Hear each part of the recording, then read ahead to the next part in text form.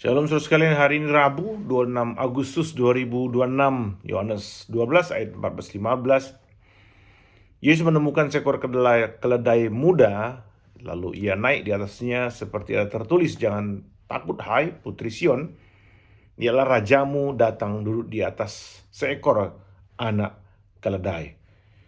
Yesus tahu persis apa yang sedang dilakukannya ketika ia naik keledai masuk ke Yerusalem. Ia sedang menyamakan dirinya dengan Mesias yang telah lama dinantikan oleh Israel.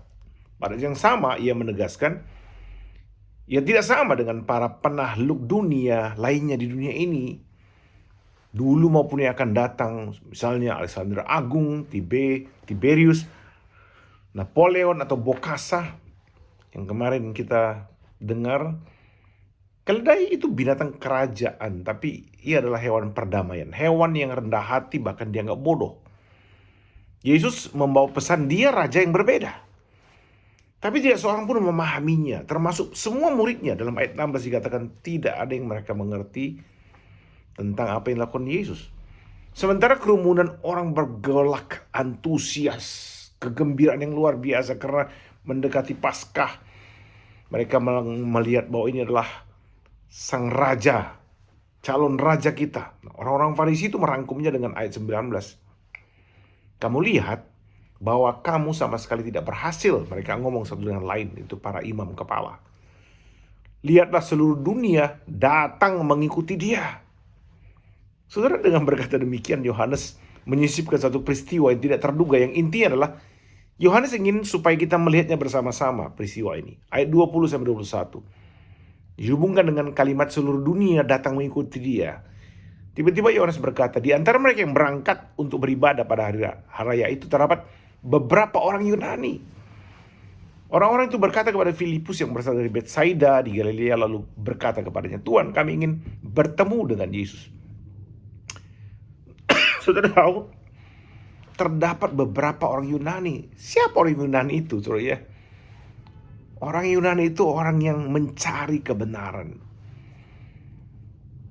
Saudara, jadi kalimat yang dikatakan tadi seluruh dunia datang mengikuti dia di antara para imam kepala, itu seperti nubuatan yang akan terjadi saat itu dan yang akan datang, saudara ya. Seluruh dunia akan mengikuti dia. Langsung diambil contohnya oleh Yohanes, orang Yunani. Kehadiran orang Yunani itu memang saudara tidak heran, tidak mengagetkan. Biasa mereka datang di saat-saat Paskah, kan ada banyak orang Yunani yang sudah menjadi agama Yahudi, saudara ya. Tapi yang menarik adalah Yunani itu simbol pada waktu itu adalah pengembara yang tidak kenal lelah. Mereka itu pencari kebenaran. Mereka menelusuri filsafat demi filsafat saat mereka berkata, "Kami ingin bertemu Yesus." Artinya apa? Kami tidak akan berhenti sampai ketemu Yesus. Yohanes itu ingin mengajak kita melihat bersama-sama bahwa bangsa-bangsa bukan Yahudi termasuk dalam peristiwa inkarnasi dan pengorbanan Yesus. Pada saat inkarnasi kita membaca di Matius, orang-orang Majus, orang-orang pintar dari timur datang untuk melihat Yesus. Di sini saudara ya, dalam Injil Yohanes, sesaat sebelum disalibkan, Yohanes menyisipkan kalimat, orang-orang bijak dari barat datang kepada Yesus. Di saat inkarnasi, orang-orang bijak dari timur, orang Majus, datang kepada Yesus. Seluruh dunia akan mencari, mengikut Yesus. Ya, karena apa? Karena Yesus adalah pusat dunia.